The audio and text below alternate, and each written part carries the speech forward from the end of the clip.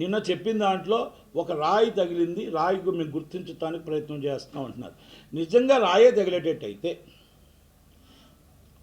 ఆ దెబ్బ చాలా ఫోర్స్ మీద వస్తుంది. అంటే ఒక షార్ప్ షూటర్ అయినా కొట్టాలి, లేకపోతే ఎవరైనా సరే అంత దూరం నుంచి కొడితే, ఒక షార్ప్ షూటర్ అయినా ఎవరైనా చేస్తే, ఒక రాయి అయితే మాత్రం చాలా బలంగా తగులుతుంది. నేను అనుకుంటున్నాను ఈ క్యాట్లాక్ మీద ఏదైనా లబ్బర్ లాంటిది ఏదైనా ఇవి ఉంటాయి కదా, లబ్బర్స్ బుల్లెట్ల టైపులో చిన్నవి, ఆ దాంతో ఎవరైనా ప్రయోగించే షార్ప్ షూటర్ ఎవరైనా ప్రయోగించారేమో అన్నది అనుమానం మాత్రమే. ఏది ఏమైనా ఎవరు ఏం చేసినా నియర్ 50 ఫీట్ అవ్వచ్చు, 60 ఫీట్ అవ్వచ్చు, కానీ 1000 ఫీట్ దాకా మనకి సెక్యూరిటీ అనేది మనం ముందు అండర్లో చీఫ్ మినిస్టర్ అండర్లో తీసుకుంటాం.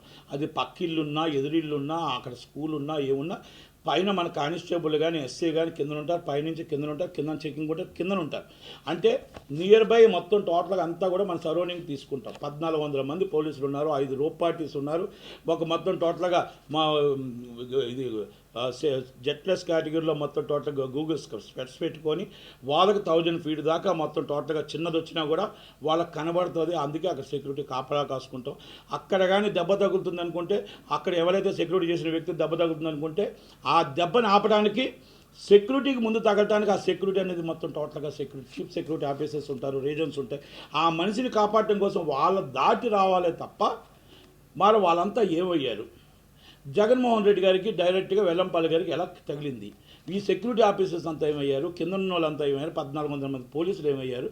ఆ వ్యక్తి కింద నుంచి సైలెంట్గా నడుచుకుంటూ ఎలా వెళ్ళిపోగలిగాడు? ఇది మెయిన్ ఇంపార్టెంట్. ఎందుకంటే పైన పోలీసు వాళ్ళు ఉంటారు, ఇక్కడ ఇంట్లో పక్కింట్లో పోలీసు వాళ్ళు ఉంటారు, ఇక్కడ ఉంటారు, కిందన పోలీసు వాళ్ళు ఉంటారు, చెకింగ్ ఉంటారు. ప్రతి ఇంటికి నియర్ బై 1000 ఫీట్, నేను 50 ఫీట్ అంటున్నారు కదా, 1000 ఫీట్ దాకా మన ఆధీనంలో ఉంటుంది. మనం చీఫ్ మినిస్టర్ వస్తున్నాడంటే మొత్తం డాగ్స్తో ప్లానింగ్తో 1/2 కిలోమీటర్ దాకా మొత్తం టోటల్ క్లియర్ చేసుకుంటూ వస్తామా కాదా? ఇది సెక్యూరిటీ లోపం ఉందా లేదా? ఇది ల్యాండ్ ఆర్డర్ ప్రాబ్లం ఉందా లేదా?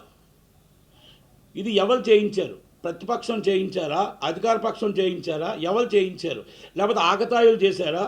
ఇది ఆకతాయిలు చేసే పనిలాగా కనబడట్లేదు. ఇది ప్రతిపక్షం మీద నెపం చేయడానికి మీకు జరిగిన ఇన్సిడెంట్ 15 నిమిషాల్లో ఎలా లైవ్ల్లో మనుషులు దొరికారు, ఎలా సోషల్ మీడియాలో వైరల్ అవుతుంది, ఎలా సోషల్ మీడియాలో మొత్తం టోటల్గా ఏడుపులు పెడబెబులతో ఎలా మీరు సోషల్ మీడియాలో మొత్తం టోటల్గా చేయగలిగారు? వైసీపీ కార్యకర్తలు అవ్వచ్చు, వైసీపీ నాయకులు అవ్వచ్చు, వితిన్ 15 మినిట్స్ అండ్ బైట్స్ ఎలాగొచ్చాయి. కొన్ని ఛానల్స్కి గబా బైట్స్ అప్ టు ఇచ్చాపురం నుంచి అప్ టు సోలూరుపేట దాకా ఎలా రాగలిగాయి, ఎలా మొత్తం టోటల్ అనంతపురం దాకా రాగలిగాయి, ఇవన్నీ కూడా అనుమానంతో పరిగణించాల్సినవే.